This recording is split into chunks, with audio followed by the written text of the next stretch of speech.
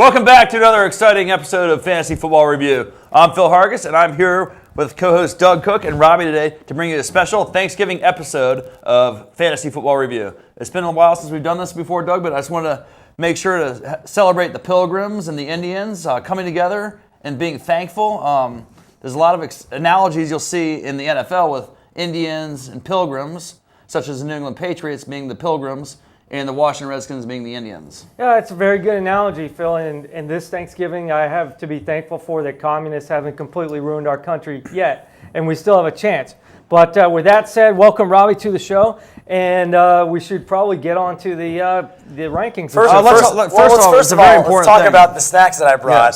Yes. I did bring these very lovely 7-Eleven potato chips to the table. Because Pilgrims were not blessed to have potato chips at Thanksgiving. I don't think in the 1700s they even had potato chips or whenever they came I think they had something similar. I know they chopped up potatoes and did some stuff with them. I don't know if they fried them in lard or what they had to have done something with the potatoes that are similar to our common potato chip that we have today. I'm pretty sure the Pilgrims had potato skins that they deep fried into the vats of in the pork oil. lard? Yes, in the lard and the cattle lard. I heard that actually the Pilgrims did invent vegetable oil. So that could be correct.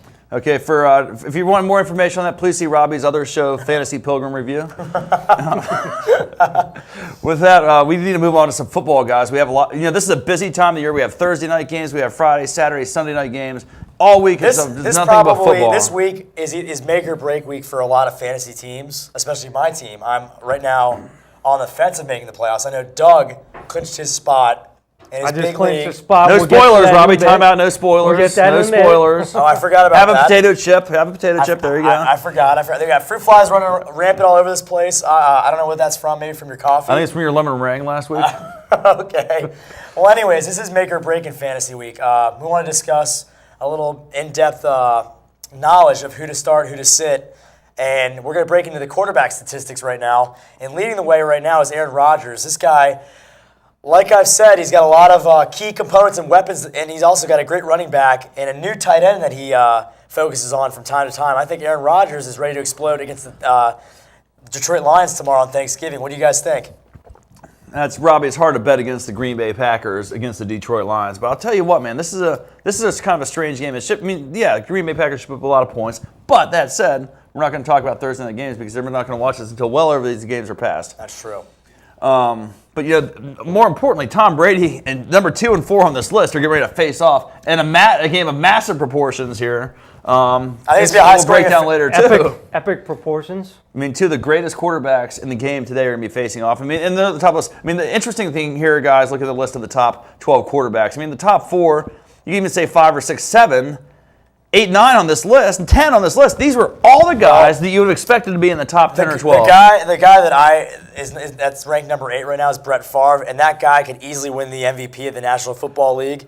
This guy is throwing for 20. On my fantasy team. This guy's thrown for 21 touchdowns and 3 interceptions, and everybody kept saying about how great Adrian Peterson and how great Percy Harvin's going to become, and their offensive line and their defensive line is so great. But no one ever spoke about Brett Favre, and look at him now. Except us. We spoke about him. We liked him a lot, right? You both spoke about him quite a bit. Minnesota was a team that had defense, and they had a great running back, and they had all the pieces in place except for any quarterback that was above horrible. Tavarius Jackson. And now they have a quarterback that's above horrible, namely Brett Favre, who's a great quarterback. And then now he's doing really well. Their whole team's doing really well. And we could probably move on to, speaking of great running backs, Adrian Peterson checking in at number 3 in the running back rankings.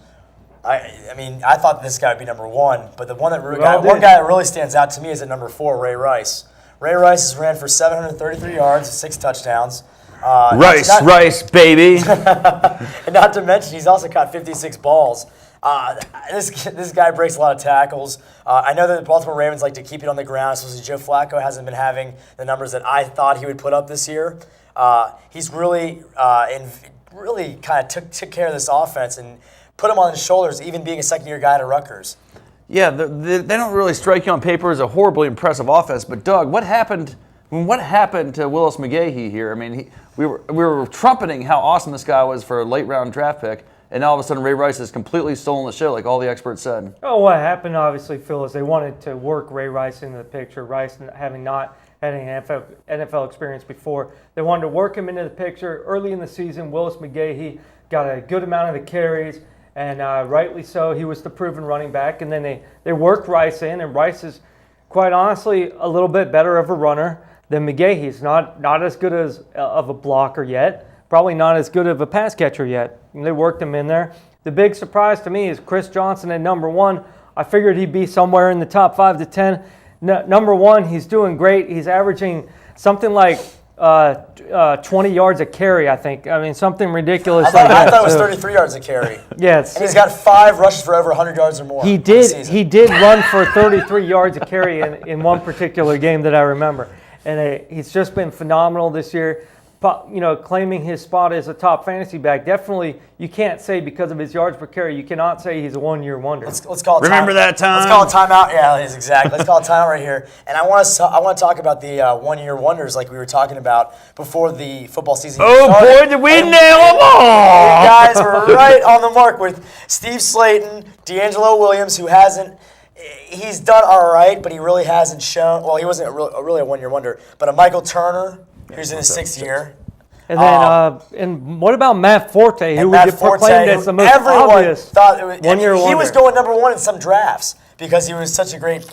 Because they thought Jay Cutler was going to give him the ball more, throwing the ball. But Matt Forte has really let us down a lot, and Steve Slayton was who we thought he was.